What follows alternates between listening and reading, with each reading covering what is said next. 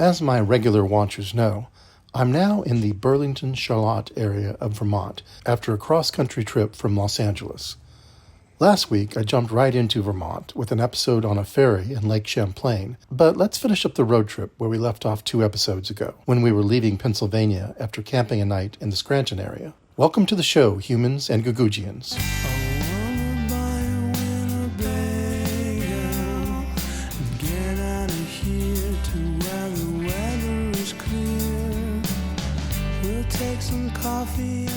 After camping a night at Francis Slocum State Park in Pennsylvania, I was a mere 60 to 70 miles or so from the border of New York State.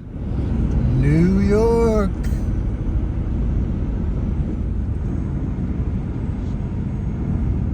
I spent the next 230 miles or so in New York on a mostly drizzly, dreary day, passed through the Lake George area, known for its natural beauty and multitudinous recreational activities.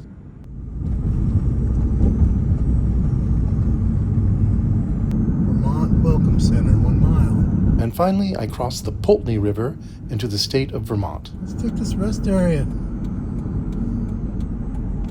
Welcome to Vermont. There we go. Once in Vermont, I was going to be off the major interstates, traveling up Route 22A, which was a very pleasant and slower-paced bucolic introduction to verdant Vermont. I had another 60 to 70 miles to my destination in Charlotte, where I would be doggy and cat sitting. The tiny Charlotte area is about 15 to 20 minutes from Burlington.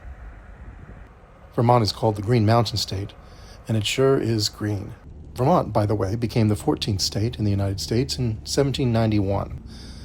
The state population is just north of 645,000. The state flower is the red clover. Beautiful rainbow here in Burlington. It's an arching rainbow that goes there to there. Pretty cool. This little park is actually at the entrance to the city of Essex Junction, which is nestled next to the Burlington Airport on the other side of the Winooski River. As you can see, it's flowing pretty forcefully from that dam up there. I don't know if that's how it normally looks, but I know there's been a lot of rain here lately. Just thought I'd make a quick stop here and hike down to the river just to check it out. It's been in the news a little bit lately because I think this river was flooding a little bit in the Burlington area, but really most of the flooding was further east. If you go in that direction, you can go further into the woods a little bit and along the river. We're not going to do that today, though. The University of Vermont is known as UVM. This accepted abbreviation is taken from the Latin Universitas Viridis Montis, University of the Green Mountains. Ira Allen acquired hundreds of thousands of acres of land around the Winooski River, and in order to bring more value to his land, he proposed establishing a university promising a seed of 5,000 pounds and 50 acres of land. The University of Vermont has a really pretty campus. The buildings are gorgeous. The old mill building, erected in 1825, is one of the oldest buildings on the campus. It replaced a building that was destroyed by fire, and originally when they rebuilt it was 2 buildings, a North and South College, and eventually a middle building was added to join the 2 structures. Its external appearance was similar to that of a grist mill, so it was dubbed the Mill and later the Old Mill. Williams Science Hall might be my favorite of these buildings, actually.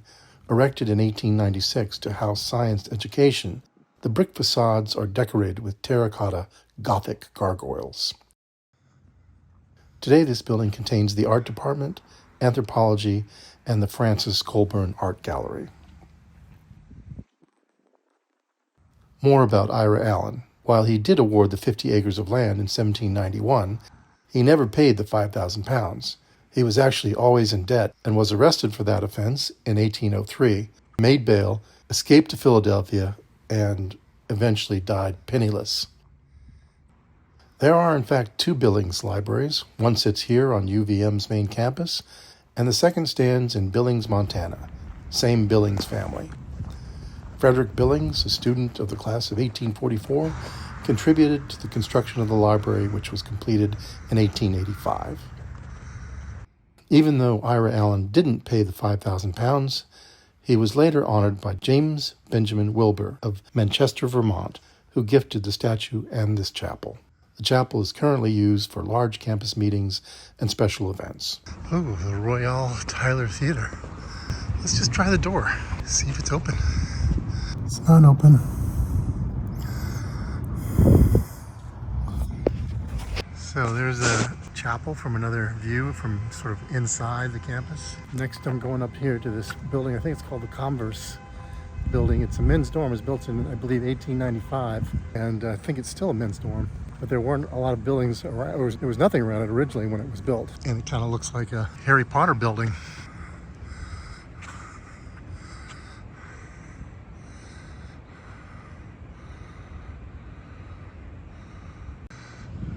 So right beside that is a hospital wing.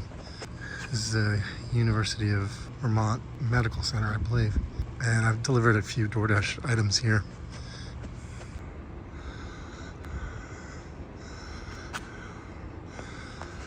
So that's the main entrance there to the hospital area. Look at that roof over there. We're going to some sort of a rooftop lookout.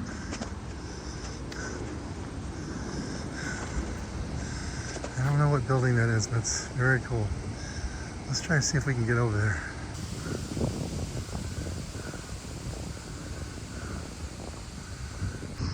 Mary Fletcher Hospital. Is that what that is?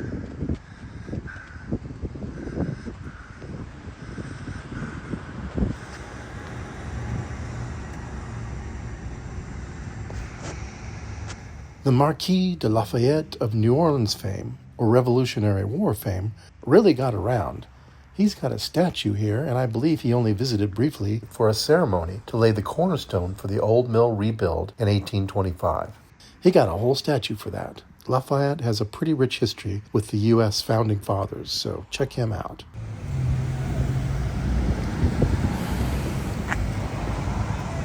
I guess this is the Church of Church Street. It's the First Unitarian Universalist Society meeting house. Church Street Marketplace is home to 100-plus stores and restaurants. This area has always been a commercial hotspot dating back to the 1800s.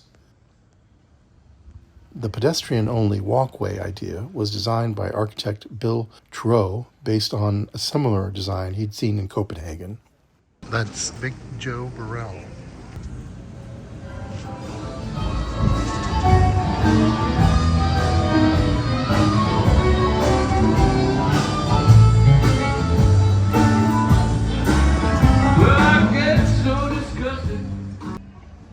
In August, the Festival of Fools happens, with several days of street performers, music, and parades.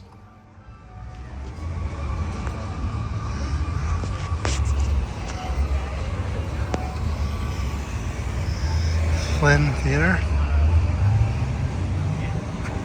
City Hall Park is adjacent to that walking path we took. I heard this park could potentially be dicey, but looks okay right now. But, you come here, just beware. So we'll head back to the walkthrough and back to the car. We're going to turn here on College.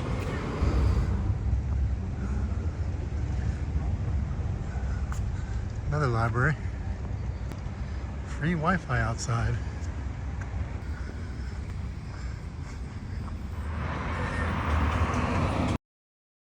Burlington was the largest lumber port in the United States in the mid-1800s, and the waterfront was bustling with business at that time. When steamships declined, then railroads and trucks took over. Eventually, as industry needs evolved, the area fell into disrepair. In the 1980s, there was a movement to reclaim the area, and though Waterfront Park was opened in 1991, it has been evolving and improving ever since. She told me what the line is for, but I could not understand her. Something like Ivacek or something like that. Those people waiting are people with bags. I think if you don't have a bag, you can just go in, from what I understand. But anyway, we're here to see the sunset and the sights. I found it to be completely charming and lively on this Friday night. Definitely a place to be social in the warmer months.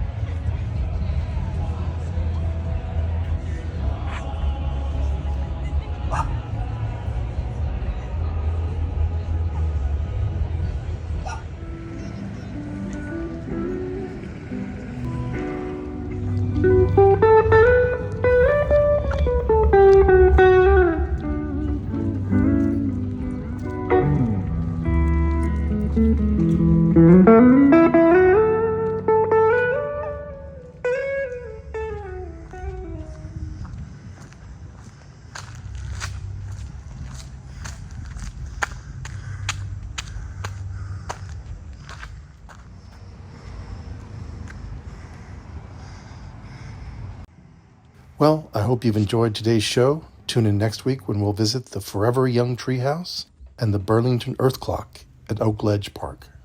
See you next time. By the way, very quickly, if you like the show, consider Buy Me a Coffee to help support the show. Buy Me a Coffee is a great way for creators and artists to accept one-time support or membership ongoing from their fans for the price of a coffee. Go to buymeacoffee.com/BrainFire to help the show. Thank you.